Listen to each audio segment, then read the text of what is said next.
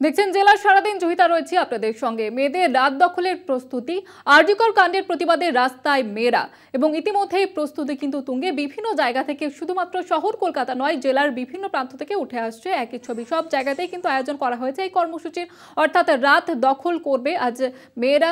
স্বাধীনতা দিবসের প্রাক্কালে মাঝরাতে মেয়েরা দখল করবে রাত, এবং ইতিমধ্যে কিন্তু এই কর্মসূচি ঘিরে পারদ চড়ছে বিভিন্ন জায়গায়।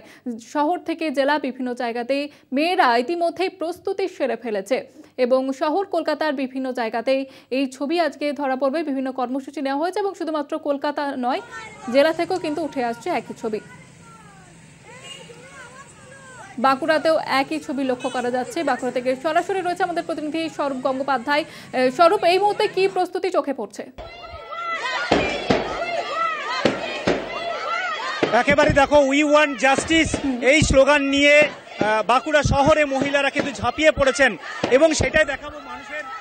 মহিলারা যারা এই মুহূর্তে এই মিছিলে অংশ নিয়েছেন বা তারা প্রতিবাদ মিছিল করছেন, তাদের দেখাবো যে তারা মশাল জ্বালিয়ে, এবং প্রত্যেক মহিলার মুখে শুধু একটাই আওয়াজ, উই ওয়ান্ট জাস্টিস।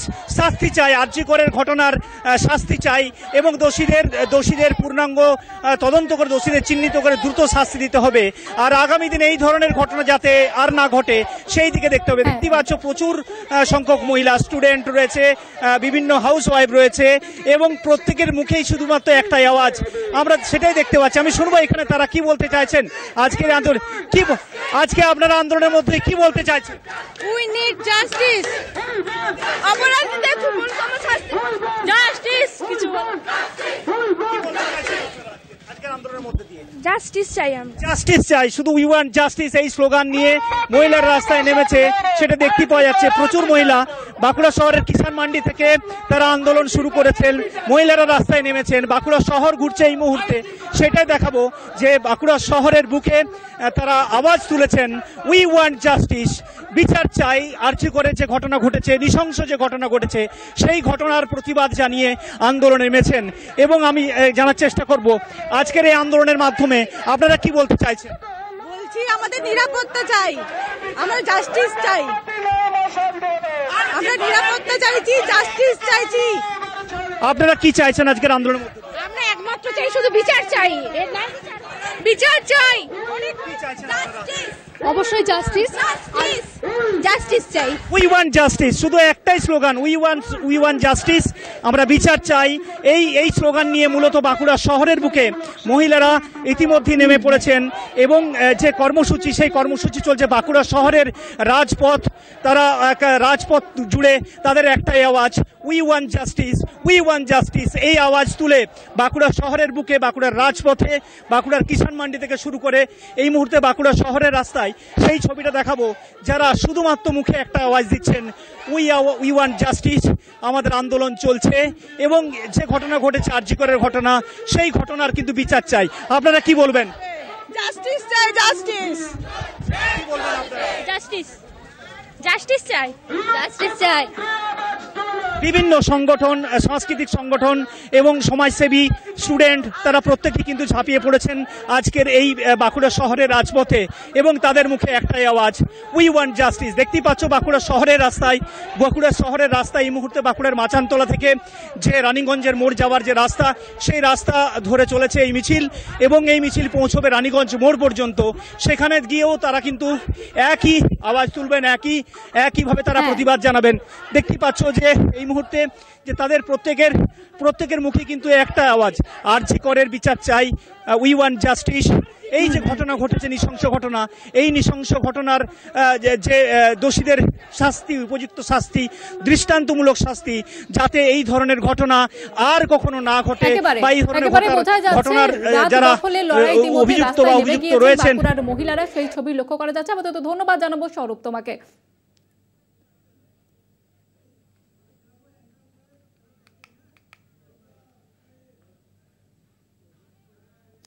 আরজিকর কাণ্ডের অভিনব প্রতিবাদ, কোচবিহার থেকে কাকদ্বীপ, বেহালা থেকে বহরমপুর।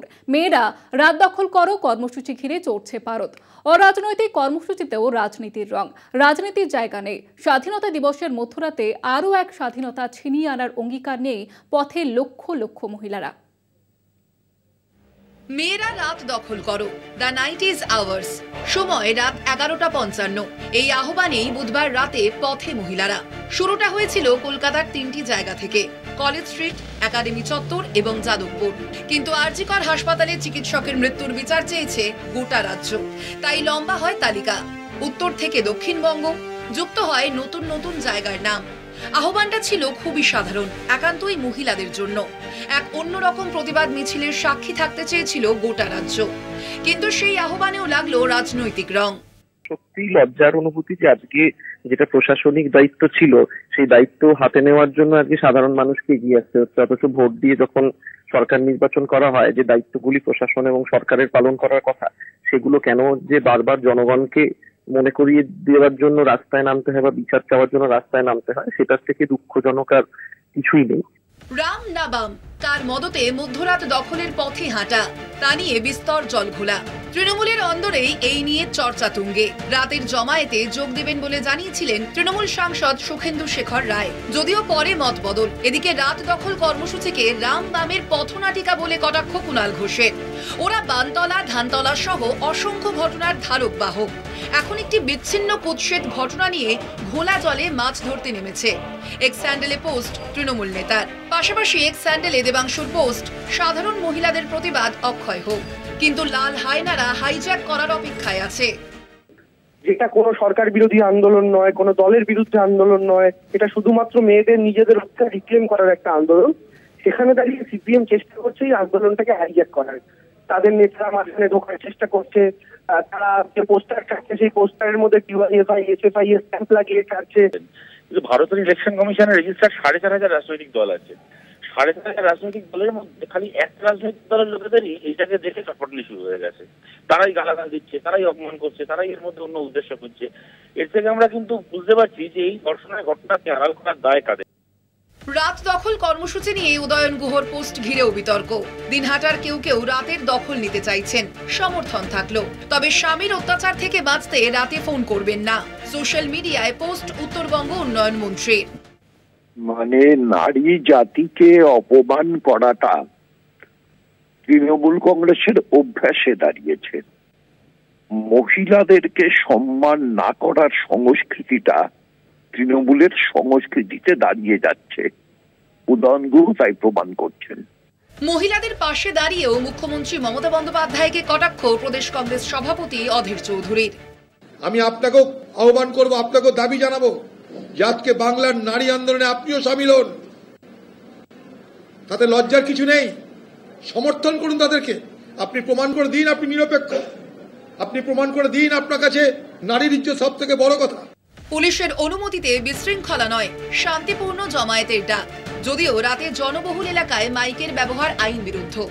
এটা নাগরিকের আন্দোলন, কোনো রাজনৈতিক দল যেন এর সুযোগে নিজেদের আখের গোছাতে না পারে, বার্তা আহ্বায়কদের।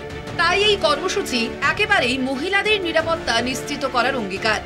স্বাধীনতা দিবসের মধ্যরাতে আরও এক স্বাধীনতা ছিনিয়ে আনার অঙ্গীকার। কলকাতা টিভি। মেয়েরা রাত দখল করো, দ্য নাইট ইজ আওয়ার্স।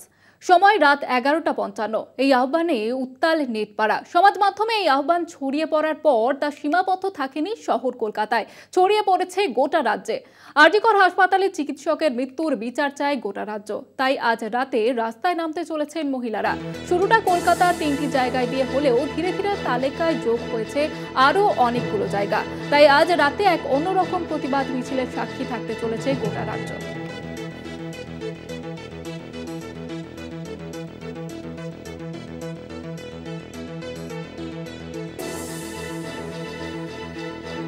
আর যিনি এই রাত দখলের বার্তা দিয়েছেন সেই পোস্টার ডিজাইনার রিমঝিম, তিনি কি বলছেন আপনাদের শোনাবো। আমি আরজি করের ঘটনাটা দেখে নিরাপত্তাহীনতায় ভুগছিলাম এবং প্রত্যেকটা সময় আমার মনে হচ্ছিল যে আসলে মেয়েরা আমরা কোথায় নিরাপদ। যদি নাইট ডিউটি করতে গিয়ে একজন লেডি ডক্টরের এই ধরনের অবস্থা হয়, যেখানে মাল্টিপল ইনজুরির সাথে তাকে রেপ করা হয়েছে এবং তাকে মেরে ফেলা হয়েছে, তাহলে আসলে আমরা যারা রাস্তায় বেরোচ্ছি, প্রত্যেক দিন কাজে যাচ্ছি, তারা কোন সময়টা, কোন জায়গাটায় নিরাপত্তা হিসেবে কিছু পেতে পারি। সেই জায়গা থেকে আমি 10ই আগস্ট কোনো রাস্তা না দেখতে পেয়ে ফেসবুকে একটি কল দিই যে আমার নারী স্বাধীনতার জন্য আমি একা লড়াই করতে রাজি আছি। 14 তারিখ রাত্রেবেলায় আমি থাকব এবং 15ই আগস্ট যখন স্বাধীনতা দিবস আমরা পালন করি, সেই স্বাধীনতা দিবসের রাত্রিবেলায় আমি আমার নারী স্বাধীনতার জন্য বসবো রাত্রেবেলায় একাই। আমি সেটা ভেবেই কলটা দিয়েছিলাম, কিন্তু সবাই সেটাতে খুবই ভালো রেসপন্ড করেছে এবং আমরা আসলে দীর্ঘদিন ধরে দেখে এসেছি যে নারীরা কি ধরনের পোশাক পরবেন, কি ধরনের চুল ছাঁটবেন, কাকে বিয়ে করবেন, কখন বিয়ে করবেন এবং কিভাবে বিয়ে করবেন, কোথায় চাকরি করতে যাবেন, কোথায় গেলে কি পোশাক পরে যাবেন, সেইটা প্রত্যেক সময় সমাজ বলে দেওয়ার চেষ্টা করেছে এবং কোনো না কোনো ইঙ্গিতে বিষয়টাকে ধরা হয়েছে যে কোন নারী শিষ্ট নারী এবং কোন নারী বিষয়টা পালন করছেন, কোথায় করছেন না, কে নষ্ট, কে ইত্যাদি নানান কিছু আমরা শুনতে শুনতে গেছি। কিন্তু আমার মনে হয়েছে যে এই প্রত্যেকটা জিনিস শুনে উল্টো দিকে আসলে কিছুই আমরা পেয়ে উঠছি না। সেই জায়গা থেকেই আমার কলটা দেওয়া। তাতে প্রচুর মানুষজন রিয়্যাক্ট করেছেন, প্রচুর জায়গায় ছড়িয়ে গেছে। আমি সিরিয়াসলি ওভারওয়েলমড এই রেসপন্স দেখে।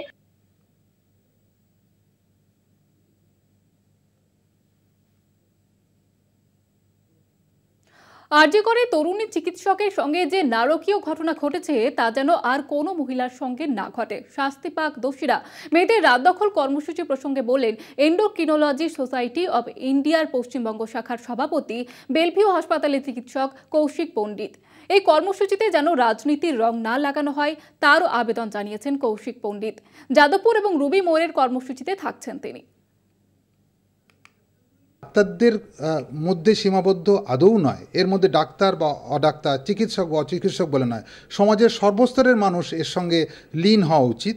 আমি মনে করি যে প্রত্যেকটি লোককে এর প্রতিবাদ করা উচিত, এই জন্যে যে এই ধরনের অন্যায় এবং অবিচার এটা কিন্তু আমরা সহ্য করব না এবং আমরা একজন দায়িত্বপূর্ণ সামাজিক মানুষ হিসেবে বলতে পারি যে এই সমাজটা যাতে আরও উন্নত হয়, সমাজ যেন আজকে যেরকম আছে তার থেকে অনেক ভালো হয়, সেই দিনটাকে জন্য আমরা দেখতে চাই এবং তাতে যেন ভবিষ্যতে এই রকম ঘটনা আর কখনো না ঘটে। যারা শাসন চালাচ্ছেন তাদের কাছে আমাদের এই নিবেদন যে এই ঘটনা থেকে শিক্ষা নিয়ে যে লোক এই জিনিসগুলো করেছেন তাদেরকে চিহ্নিত করে সেই সব লোককে যথোচিত শাস্তি দেওয়া। ডাক্তার হিসেবে আমরা এটুকুই বলতে চাই যে আজকে আমরা পথে নেমেছি, ভবিষ্যতে যেন আজকে যে সমাজ যে অবস্থায় আছে তার থেকে ভালো সমাজে আমরা থাকতে পারি। যে কোনো আন্দোলনকে গুড়িয়ে দেওয়ার জন্য সবসময় একটা চেষ্টা চলে। যারা আন্দোলন চালাতে চান তাদের প্রতিপক্ষে যারা আছেন তারা চেষ্টা করেন সেই আন্দোলনটাকে যাতে নষ্ট করে দেওয়া যায়। শুধু এটুকুই বলতে চাই যে এই আন্দোলনটা আমাদের সবার ভেতর থেকে এসেছে। আমি কোনো রাজনৈতিক দলের সঙ্গে সংযুক্ত নয়, কোনো দিন ছিলাম না, এখনও নেই। কাজেই কোনো রাজনৈতিক বক্তব্য রাখবো না, শুধু এইটুকুই বক্তব্য রাখবো যে আজকের যে অনুষ্ঠান, যে রাত দখল, এটা একটি প্রতীকী অনুষ্ঠান। ফিরে এলাম বিরতির পর। আরজিকর কাণ্ডের তদন্তভার নিয়েই সক্রিয় সিবিআই। হাইকোর্টের নির্দেশে পুলিশের থেকে মামলা কেস ডায়েরি নেয় সিবিআইয়ের স্পেশাল ক্রাইম ব্রাঞ্চ। মূল অভিযুক্তকেও হস্তান্তর করে কলকাতা পুলিশ। তদন্তে সিবিআইয়ের 12 জন অফিসার এদিন আরজিকরে যান তারা। প্রয়োজনে পরিবারের সঙ্গে কথা বলবেন আধিকারিকরা।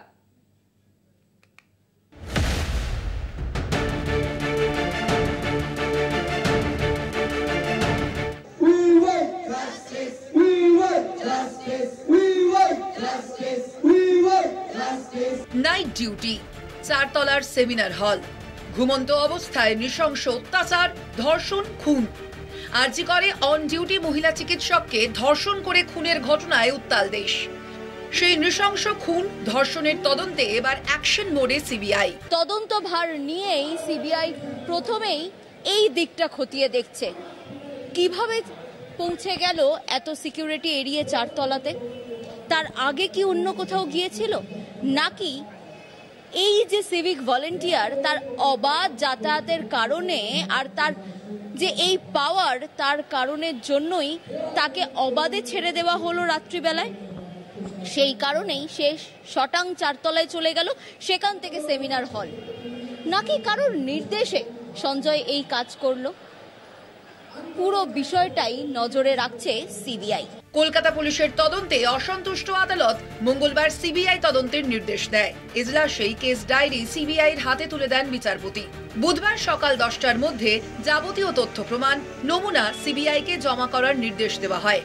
বুধবার ধৃত সঞ্জয় রায়কে নিজেদের হেফাজতে নেয় সিবিআই। মেডিকেল পরীক্ষার জন্য তাকে নিয়ে যাওয়া হয় প্রথমে জোকা এবং পরে কমান্ড হাসপাতালে।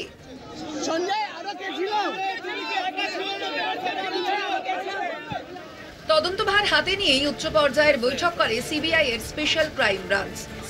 সিবিআই এর স্পেশাল টিমে রয়েছেন 12 জন অফিসার, যার মধ্যে দিল্লি থেকে এসেছেন 7 জন, বাকি 5 জন কলকাতার সিবিআই দপ্তরের অফিসার। বুধবার সকাল 10টার মধ্যেই আরজি কর কাণ্ডের কেস ডায়েরি, সিসিটিভি ফুটেজ হাতে পেয়ে যায় কেন্দ্রীয় তদন্তকারী সংস্থা। পুলিশের দেওয়া তথ্য খতিয়ে দেখে কেন্দ্রীয় এজেন্সি। ওই রাতে সেমিনার হলে ঠিক কি হয়েছিল এই প্রশ্নের উত্তর খুঁজতে শুধু 4 তলা নয়, ঘটনার রাতে এমার্জেন্সি বিল্ডিং এ কারা কারা ছিলেন সেই তালিকা তৈরি করছে সিবিআই। তালিকায় চিকিৎসক, নার্স, নিরাপত্তারক্ষী, আউটপোস্টের পুলিশ কর্মীদের নামও থাকবে। এই পরিস্থিতিতে ক্রমশই বাড়ছে পড়ুয়া চিকিৎসকদের আন্দোলনের ঝাঁজ। একটাই slogan, justice for lady doctor. Justice কি পাবেন নির্যাতিতা? সিবিআই তদন্তে নজর প্রতিবাদী দেশের।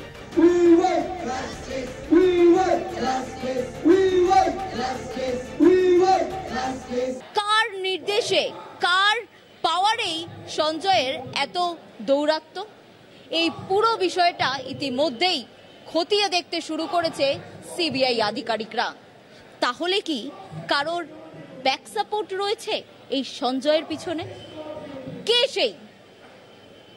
সেই ব্যক্তি? খতিয়ে দেখছে সিবিআই আধিকারিকরা। ক্যামেরায় সুবীর ঘোষের সঙ্গে রিয়া মাঝি, কলকাতা টিভি। দায়িত্ব পেয়ে আরজি কর মেডিকেল কলেজ হাসপাতালে পৌঁছে যান সিবিআই আধিকারিকরা এবং সেখানে গিয়ে বেশ কয়েকজন চিকিৎসককে জিজ্ঞাসাবাদ করেন। সেখান থেকে বেশ কিছু জিনিস বাজেয়াপ্তও করেছেন বলে জানা যাচ্ছে এবং সেখানকার চেস্ট মেডিসিন বিভাগের প্রধানকে জিজ্ঞাসাবাদ করা হয়, কয়েকজন চিকিৎসককেও জিজ্ঞাসা করা হয়। আরজি কর কাণ্ডে ঘটনাস্থলে যান সিবিআই আধিকারিকরা, কিছু জিনিস তারা বাজেয়াপ্ত করেন। দায়িত্ব পাওয়ার পরেই আরজি কর মেডিকেল কলেজ হাসপাতালে পৌঁছে যান তারা। রিয়া রয়েছে আমাদের সঙ্গে টেলিফোন লাইনে। রিয়া, কি আপডেট পাচ্ছ এই মুহূর্তে? দেখো, আমরা দেখলাম যে সিবিআই টিম তারা সিএফএসএল কে সঙ্গে নিয়ে তারা ঘটনাস্থল পরিদর্শন করেন এবং সেখান থেকে সার্কামস্টেন্সিয়াল এভিডেন্স তারা কালেক্ট করার চেষ্টা করে। ইলেকট্রনিক যে এভিডেন্স রয়েছে বা একাধিক যে এভিডেন্স রয়েছে সেগুলো তারা কালেক্ট করার চেষ্টা করে এবং তারপরেই যেটা দেখা যায় যে যেটা সূত্র মারফত আমরা জানতে পারছি যে চেস্ট মেডিসিনের যিনি এইচওডি রয়েছেন অরুণব ঘোষ, তাকে অরুণব ভট্টাচার্য মাফ করবে, তাকে কিন্তু ইতিমধ্যেই জিজ্ঞাসাবাদ করেছে বলে এমনটাই সূত্র মারফত জানা যাচ্ছে। এবং চেস্ট মেডিসিন এইচওডি সহ যে একাধিক সিনিয়র ডাক্তাররা ছিলেন তাদেরকেও কিন্তু একই সঙ্গে জিজ্ঞাসাবাদ করা হয়েছে। মূলত এই যে জায়গাটা অর্থাৎ ঘটনাস্থল সেটার বাইরে সেমিনার হল যে স্টিকার সেটাও লাগানো নেই, সেই সমস্ত বিষয় এবং এই একটি চাবি নিয়েও জিজ্ঞাসাবাদ করেছে যে এই চাবি কোথায় থাকে এবং সেই চাবি কার কাছে থাকে এবং কার কাছ থেকে হ্যান্ড ওভার করা হয়, এই সমস্ত বিষয় নিয়ে কিন্তু ইতিমধ্যেই এইচওডি সহ একাধিক যারা সিনিয়র ডাক্তাররা ছিলেন তাদেরকে জিজ্ঞাসাবাদ করা হয়েছে এবং সেখান থেকে সার্কামস্টেন্সিয়াল এভিডেন্স কিছু কালেক্ট করা হয়েছে এবং পারিপার্শ্বিক যেসব এভিডেন্স গুলো রয়েছে সেই ঘটনাস্থল পরিদর্শন করা হয়েছে ইতিমধ্যেই সিবিআই এর তরফে। বেশ, ধন্যবাদ জানাবো রিয়া। আমাদের সঙ্গে ছিলেন প্রতিনিধি রিয়া মাঝি। যেমনটা আপনাদের জানাচ্ছিলাম, আরজি কর কাণ্ডে ঘটনাস্থলে যান সিবিআই আধিকারিকরা, সেখানে কয়েকজন চিকিৎসককে জিজ্ঞাসাবাদ করেন এবং বেশ কিছু জিনিস তারা বাজেয়াপ্ত করেছেন বলে জানা যাচ্ছে। চেস্ট মেডিসিনের বিভাগীয় প্রধানকে জিজ্ঞাসাবাদ করেন এবং সেখানকার বেশ কয়েকজন চিকিৎসককে তারা জিজ্ঞাসাবাদ করেন।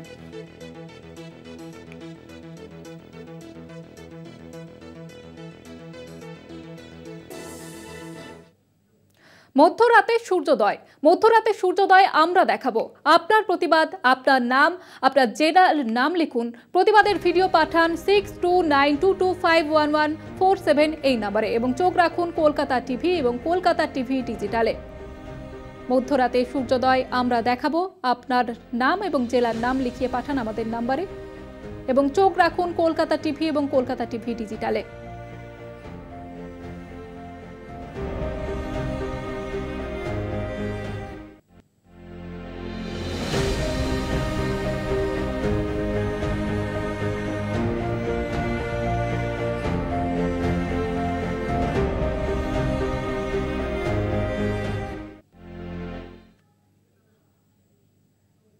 জেলার সারাদিন এই পর্যন্ত। দেখতে থাকুন কলকাতা টিভি, রাত দিন 7 দিন।